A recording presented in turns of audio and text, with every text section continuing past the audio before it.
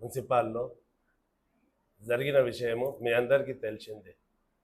BRS నాయకులు మాట్లాడిన మాటలు ఒక కాంగ్రెస్ అభివృద్ధి పనులను చూసి వాళ్ళు ఓర్చలేక కాంగ్రెస్కి ఏదేదో పేరుస్తారు.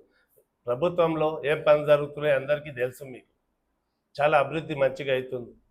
అయినా ఎమ్మెల్యే గారిని గౌరవం ఇవ్వకుండా రఫ్గా మాట్లాడము, ప్లస్ వాళ్ళు అసలు అన్ని చిల్లర పనులు చేసుకుంటా ఎక్కడెక్కడనో మీడియాలో ఇస్తుంటే ఏమవుతుంది? ఏం కాదు.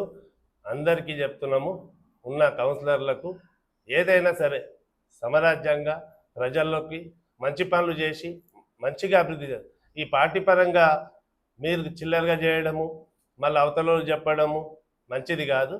మీరు ఎమ్మెల్యే గారిని గౌరవించి మాట్లాడడమే మంచిది. అది లేకుంటే ముందు మీకే తెలుస్తుంది ఏం జరుగుతుంది.